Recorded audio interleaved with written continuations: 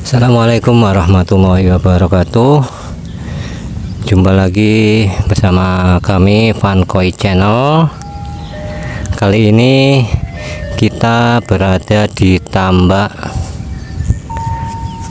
yang luasannya 3.800 guys. Jadi tambak ini kemarin itu sempat yang apa ya, siklus tahun kemarin lah, sempat banjir ya guys. Jadi sampai ini galengan ini tuh bercampur dengan tambak lain, sampai ya yang kita tebar ya mungkin bisa ketukar-tukar sama yang lain gitu ya guys. Terus setelah itu kita lakukan doser guys, tanahnya kita keruk karena kemarin setelah banjir itu ada ini guys, apa ya, menjadi dangkal lagi gitu loh. Jadi tanah-tanah yang di area sana itu, tanah yang ada di area sana itu sebagian masuk di tambak ini guys. Jadi menjadikan tambak ini dangkal. Yang sebelumnya itu sekitar 1 meter 200 kedalamannya, 1 meter 20 kedalamannya, jadi 120 ya, 120 cm itu menjadi kemarin sekitar berapa, 80 guys.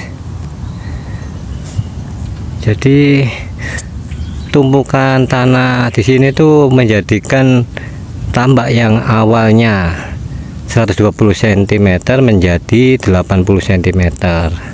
Jadi oleh karena ada pendangkalan tambak itu dikarenakan banjir, sehingga kemarin di awal siklus ini kita lakukan pendoseran, pengerukan. Itu tanah-tanah baru semua yang diangkat ya guys, seperti ini. Jadi ini dikembalikan sehingga kurang lebih kedalamannya sekitar 120 cm lagi. Setelah kemarin ya guys, setelah kita keringkan, jadi sebelum didoser itu kan dikeringkan dulu, karena kalau nggak kering kan doser nggak bisa masuk ya guys, nggak bisa jalan. Jadi sudah kita keringkan. Mungkin di sebelah sini itu yang saya hadapkan di kamera ini guys, di daerah ini tuh waktu pendoseran itu masih basah ini guys. Jadi dosernya nggak bisa jalan, sehingga yang di sana itu tidak bisa diangkat tanahnya guys, karena doser tidak bisa mendekati area itu karena masih basah tanahnya. Jadi ya tidak masalah lah, yang penting sebagian besar mungkin sekitar 90% sudah kedoser, kedalamannya sudah nambah menjadi kurang lebih 120 cm atau 1 meter 20 cm. Setelah pengeringan saya lakukan ini guys, saya nunggu, karena ini adalah tambak tada hujan ya guys.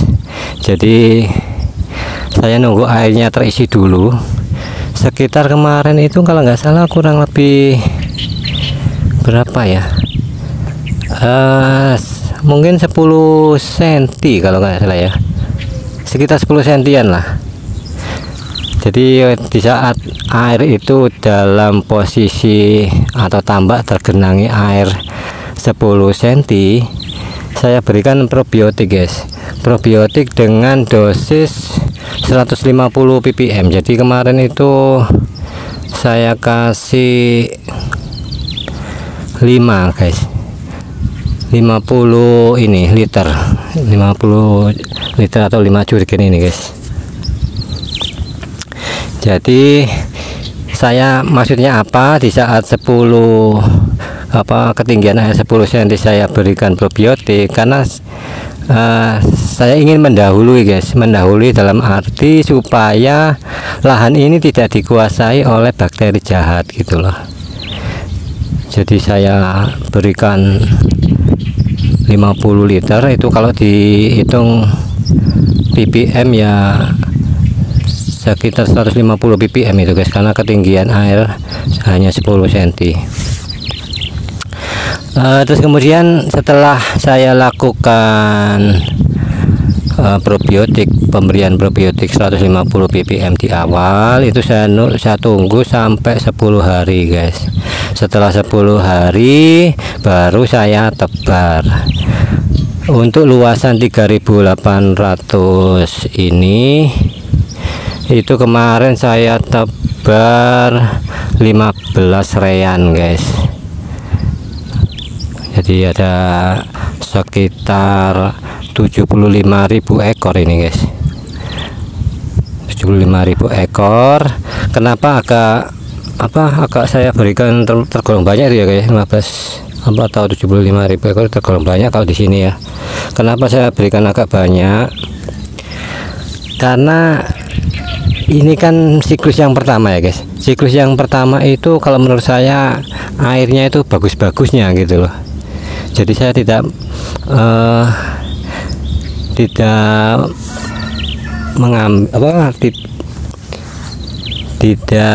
meninggalkan kondisi ini, artinya itu tidak saya lewati ya. Kesempatan ini tidak saya lewati, harus saya maksimalkan di siklus awal ini, karena pertama airnya itu kan ya masih baru ya, artinya airnya air muda. Terus kemudian ditambah lagi setelah dikeringkan kan otomatis predator juga tidak banyak. Jadi dalam posisi siklus yang pertama ini saya lebih cenderung memberikan benur itu agak banyak. Ini tadi juga saya ini ya, rencananya juga mau saya tambah lagi ini 10 rean gitu loh. Cuman sayangnya yang punya tambak itu panennya hari Senin, sedangkan saya di sini hari Sabtu. Jadi ya saya batalkan. Kalau misalnya besok sempat saya tambah, mungkin yang saya carikan adalah gelondongan yang ukurannya nanti setara ya paling tidak ya guys. Soalnya ini kan gelondongan yang benur yang saya tebar kemarin, kalau dihitung sampai dengan hari ini itu sudah berumur 14 hari sekarang ini guys. Jadi sudah 2 minggu ini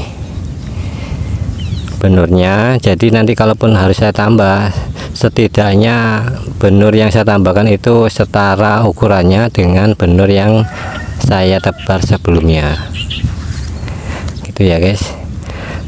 Kembali saya lanjutkan ya guys. Tadi saya dikasih 150 ppm probiotiknya, kemudian saya tunggu 10 hari.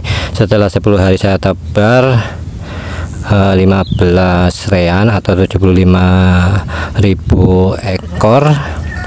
Terus saat ini adalah memasuki usia setelah tebar itu 14 hari. Jadi nanti mungkin saya coba anco, tapi saya juga agak sanksi juga ya. Biasanya kalau di usia masih kecil itu udang tidak ada yang tidak ada yang mau naik anco gitu loh. Tapi tetap saya coba, kalau memang nanti ada yang naik di anco ya saya upload di video ini, saya tambahkan. Kalau memang tidak ada yang masih tidak ada yang naik di anco ya mungkin tidak saya tambahkan di video ini guys. Jadi itu ya. Terus mungkin catatan yang terpentingnya ya guys, ini kan kemarin saya juga tebar itu udang fanami air tawar ya guys. Harapannya yang air tawar yang tak ada hujan gitu loh. Jadi mudah-mudahan benur yang saya tebar di sini itu sesuai dengan salinitas air di sini sehingga bisa hidup, karena itu terpenting sekali guys. Kalau udang di awal tebar saja nggak cocok salinitasnya, kita nggak bisa nunggu, karena ya wis jelas mati lah gitu guys. Jadi minimal salinitas itu harus sama atau mendekati lah. sehingga dipastikan yang kita tebar itu hidup. Oke, nanti kita cobalah kita anco, tapi saya tidak jamin juga kalau misalnya udang yang saya tebar ini sudah mau naik anco ya guys. Nanti saya tambahkan kalau mau naik anco, tapi kalau belum mau ya mungkin di minggu yang berikutnya. Saya kira cukup ya guys dari saya untuk review tambak air tawar tradisional. Ini gini guys, untuk tambahan ya, ini tambahan untuk tambak ini di luasan 3.800 meter persegi ini konsepnya minim pakan guys.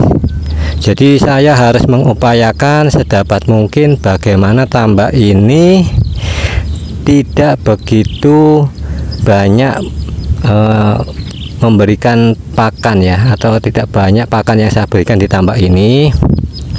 Konsep ini saya ambil itu dengan pertimbangan bahwa petambak-tambak biasanya itu ini guys takut rugi juga gitu loh. Kita petambak-tambak itu kan biasanya mau kita kasihkan pakan banyak, iya kalau panennya dapat banyak gitu kan ya guys. Makanya ini saya ambil untuk uji coba saya. Jadi khusus untuk tambak yang 3.800 ini, ditambah air tawar tradisional, saya konsep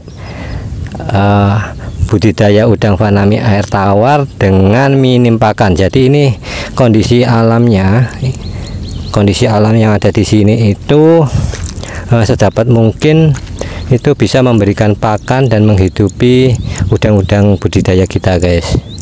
Jadi mungkin saya berikan pakan tapi tidak banyak. Gunanya apa?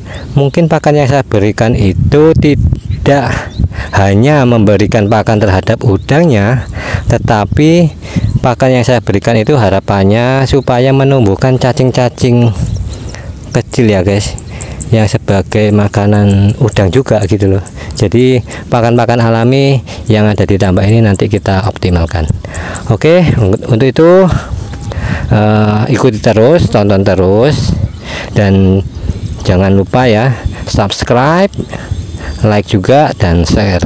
Mungkin apa-apa yang saya informasikan ini berdasarkan pengalaman-pengalaman saya, mudah-mudahan ya guys menginspirasi gitu loh guys, menginspirasi Bapak sekalian yang juga melakukan budidaya seperti yang saya lakukan.